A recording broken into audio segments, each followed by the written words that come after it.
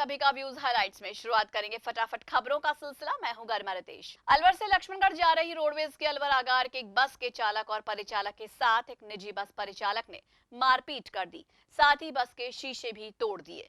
ये विवाद सवारियों को लेकर हुआ। अलवर आगार की मुख्य प्रबंधक नीशू कटारा ने बताया कि अलवर से लक्ष्मणगढ़ जा रही रोडवेज बस के चालक प्रमोद और परिचालक के साथ निजी बस के परिचालक ने मालाखेड़ा बाईपास पर मारपीट की और बसों के शीशे तोड़ दिए।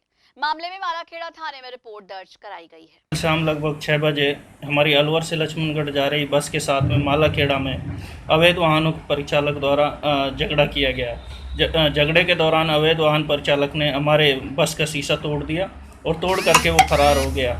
इस संदर्भ में हमारे चालक परिचालकों ने मालाखेड़ा थाने में जाकर FIR दर्ज कराई और इन पर सख्त कार्रवाई की मांग की है।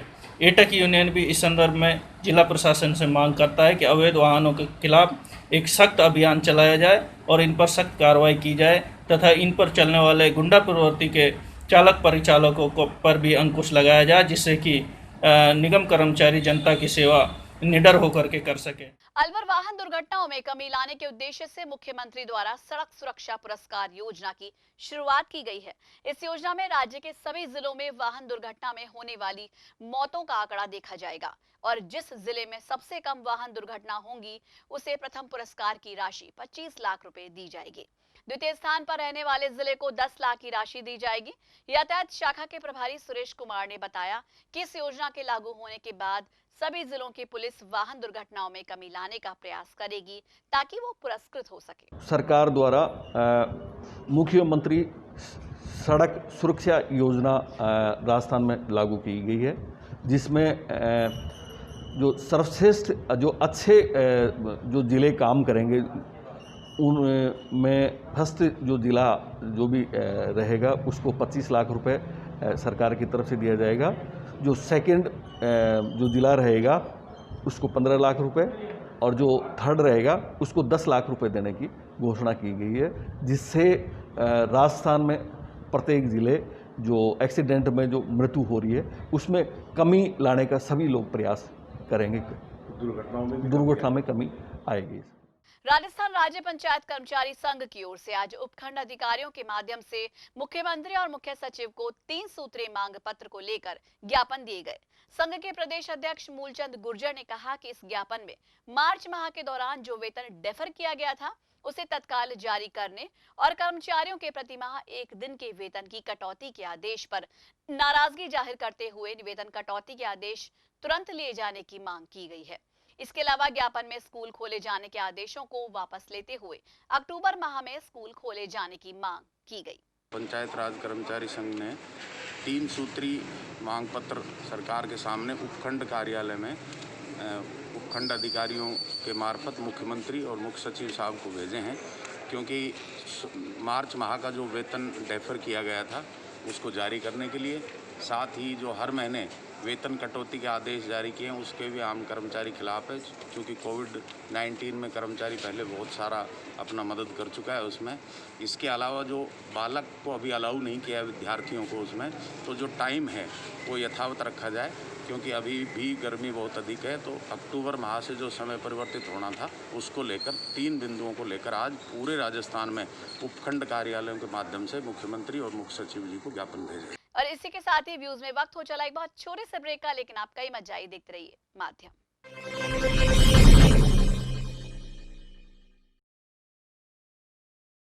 व्यूज में एक बार फिर से आप सभी का स्वागत है और अब फिर से रुक करेंगे कुछ और खबरों का। एक तरफ राजस्थान सरकार कोरोना महामारी की रोकथाम और इसके बचाव के लिए लोगों को मास्क लगाकर सार्वजनिक स्थान पर आने की सलाह दे रही है, वहीं दूसरी ओर बसों में यात्री बिना मास्क के नजर आ रहे हैं। दिल्ली, जयपुर सहित आसपास के इलाकों से आने जाने वाली बसों में यात्री बिना मास्क के धड़ल्ले से सफर कर रहे हैं। No mask no entry campaign यहाँ फीका पड़ता नजर आ रहा है। कोरोना महामारी की रोकथाम और इसके बचाव के लिए कैंपेन चलाया जा रहा है नो मास्क नो एंट्री। इसका मुख्य उद्देश्य, राज्य सरकार का मुख्य उद्देश्य ये है कि बिना मास्क के आदमी को प्रवेश नहीं दिया जाए। मैं अपने कैमरामैन राहुल को कहूंगा कि एक बार वो राजस्थान रोडवेज निगम की बसों को दिखाए जरा कि यात्री किस तरीके से बिना मास्क के उतर रहे हैं।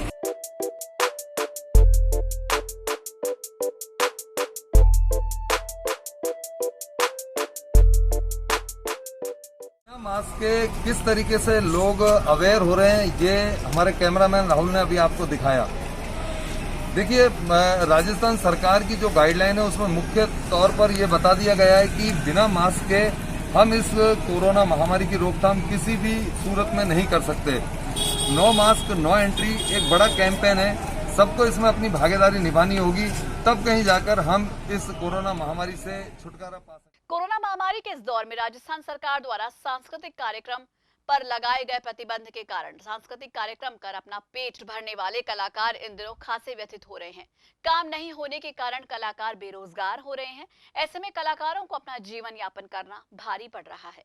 एक कलाकार ने बताया कि ये लोग झांकियों में सांस्कृतिक कार्यक्रमों में प्रस्तुति देकर अपना पेट पालते हैं, लेकिन इन दिनों कोरोना महामारी के चलते सांस्कृतिक कार्यक्रमों का आयोजन नहीं होने के कारण उन्हें अपना परिवार चलाना भारी पड़ रहा है।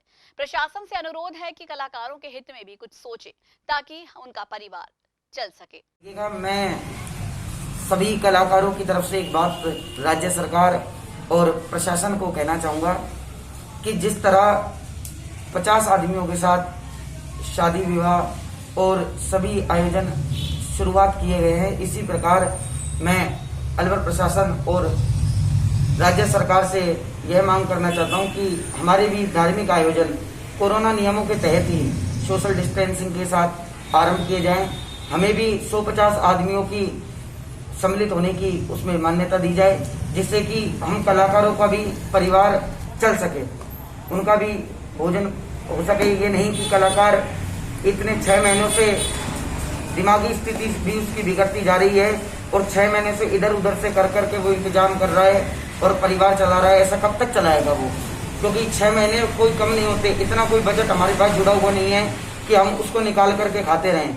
हम सरकार से केवल यही प्रार्थना, यही ज्ञापन करना चाहेंगे कि कृपा करके हमारी मांगों को सुने और हमारे धार्मिक आयोजन, माता के जागरण, शाम जागरण, अन्यथा सभी धार्मिक आयोजन सोशल डिस्टेंसिंग के साथ आरंभ किए जाए। जिस तरह मंदिर खुल चुके हैं, मस्जिद खुल चुके हैं, गुरुद्वारे खुल चुके हैं, सब चीज खुल चुकी है, तो धार्मिक आयोजनों को भी खोलने की राज्य सरकार और अलवर प्रशासन कृपा करे। मैं इतना ही संदेश देना चाहूंगा। अलवर से संजय शर्मा। अलवर पुलिस यातायात शाखा द्वारा कोरोना काल के दौरान कुल मिलाकर 1412 चालान काटे गए। ये चालान मास्क नहीं लगाने और सोशल डिस्टेंसिंग की पालना नहीं किए जाने पर किए गए। कुल मिलाकर 1412 चालान से 2,87,700 वसूली यातायात पुलिस द्वारा की गई।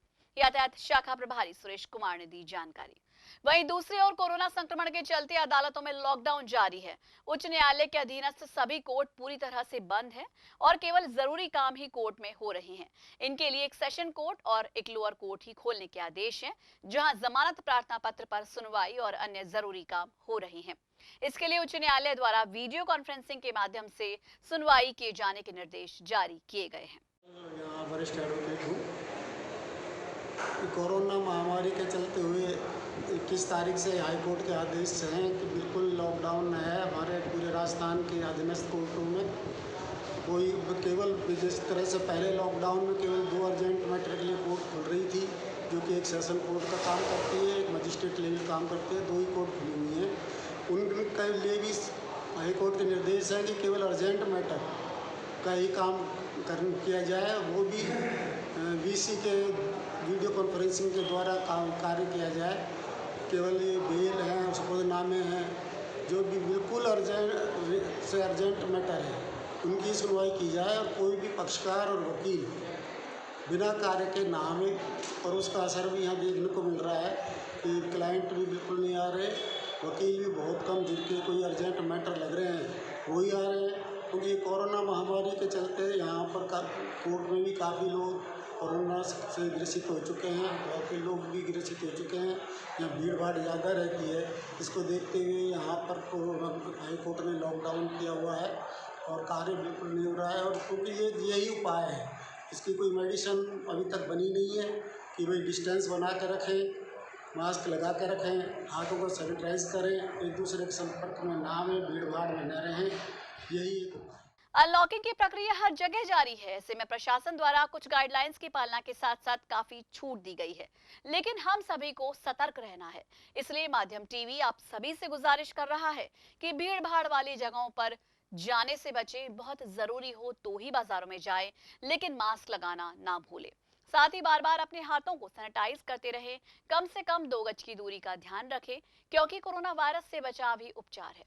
तो आज के लिए व्यूज में बस इतना ही। अपने इलाके की हर खबर जानने के लिए आज ही अपने स्मार्टफोन पर यूट्यूब चैनल से सब्सक्राइब कीजिए माध्यम टीवी और देखें खबरों के साथ साथ मनोरंजन और हर तरह की जानकारी पाने के लिए रोचक कार्यक्रम। नमस्कार।